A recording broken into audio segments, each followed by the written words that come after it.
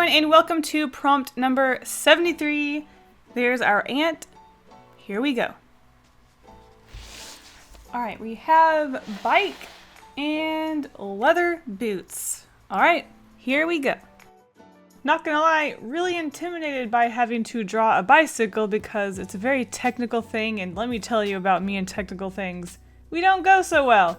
But I thought I would do my best and look up a reference of a bicycle and just take it one step at a time, start with the wheels, construct each little piece, and really just take it step by step and try to stay calm, because have you ever tried to draw a bicycle? They're not fun. There's just so many little technical pieces. Oh boy. Anyways, so my first idea was just having a lot of people on a bicycle because I thought it would be fun to have a lot of people on a bicycle. So that's sort of what I drew at the beginning. It's not exactly what I was going for, but I kind of ran out of space because I was so focused on drawing the bicycle. And then I moved on to another idea, which one thing I wanted to do was I wanted to draw a scooter, and I was really on the fence on if a scooter counted as a bicycle. I know motorcycles are like bicycles, but scooters are sort of different, so I didn't know if it counted. And I was kind of just leaning towards my first idea, but I wanted to do a few extra little sketches of different positions and different bicycles, so that is what I did. In the end, I did want to stay with my original idea of having a bicycle and just having as many characters as I could on the bicycle. Though at first I wanted it to be just a mass and just sort of seeing certain characters here and there. But in the end, as I drew the first character and then I drew the other characters, I don't know if it's that I drew them too big or if I drew them too detailed, but either way, things got a little different than my usual art.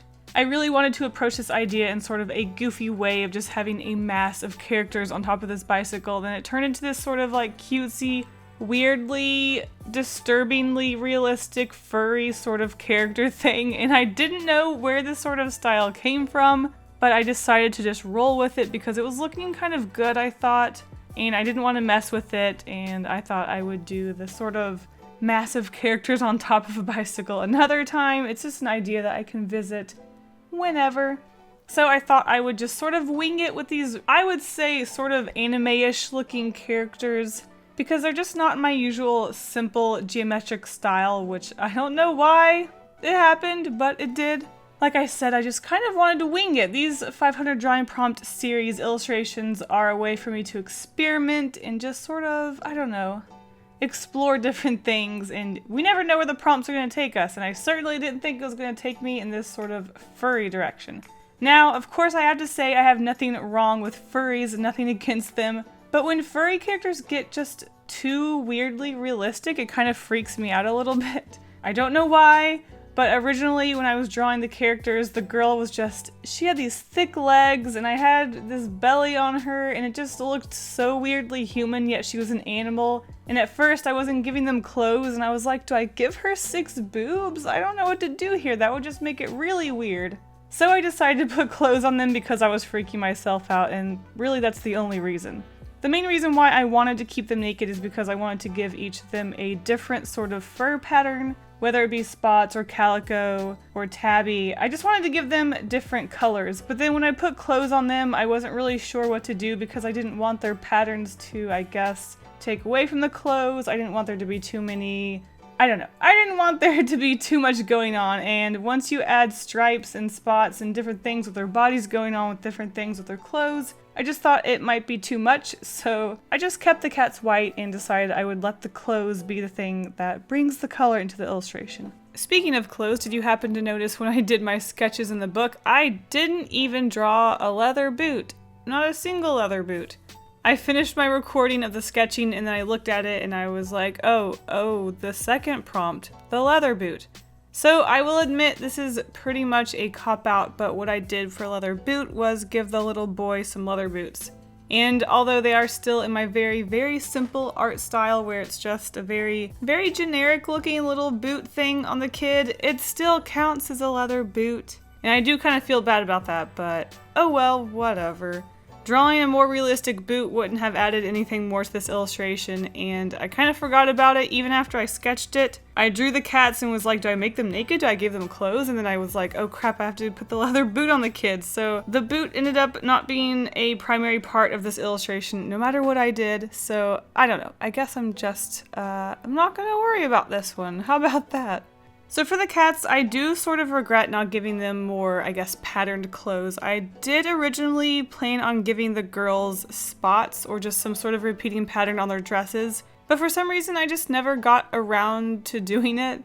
I gave one of the little boys stripes, and then I don't know. I feel like I kind of dropped the ball on this one. What's my excuse this time, you ask? Well, let me tell you. I got back from VidCon on Monday and I had to get this prompt out in one day, so I felt sort of rushed and I kind of panicked. That's my excuse. Wouldn't be a Kasey video without an excuse, huh?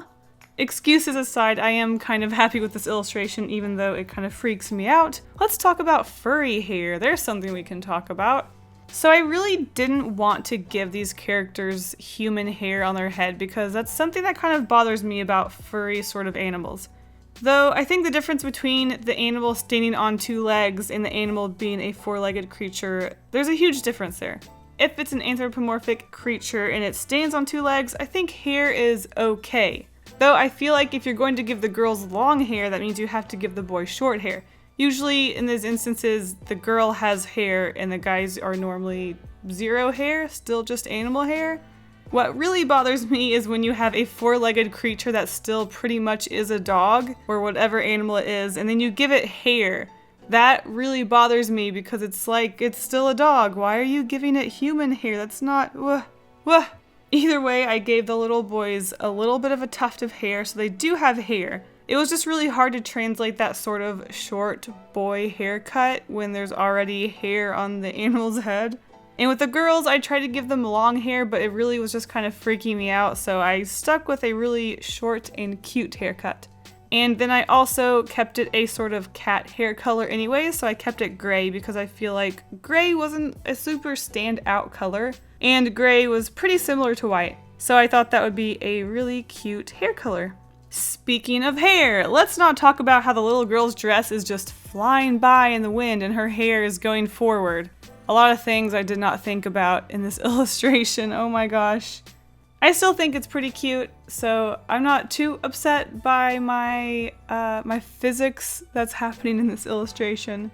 And I guess if I had to make up a sort of little story for this, the mom and the kids went to go watch the baseball game of the kid on the back, and they are riding home, the kid's all dirty from playing baseball. The little girl's on the very top, she's scared because she doesn't like to be on the top. And the little boy in the front basket has his lollipop and he's just full of energy and excited to be flying down the road on a bicycle. And also, should we talk about the anatomy of tails on furries?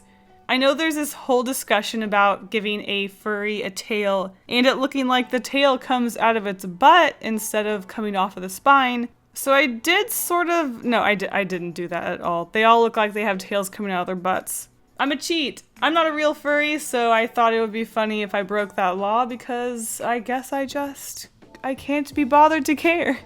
If I had an actual furry character where I had to actually pay attention to the anatomy, I think I would care. But for the sake of this illustration, I thought I would break all of those laws.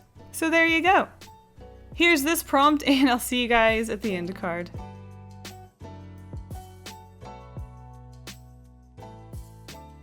You guys got some crazy ideas with the prompts scrambled eggs, eel, and wave, but my favorite by far was by Forever, and I saw this illustration and it was a wave of eels and the guy writing on it exclaiming, "Breakfast is ready, dude!" It was just so funny and comical and I loved everything about this illustration.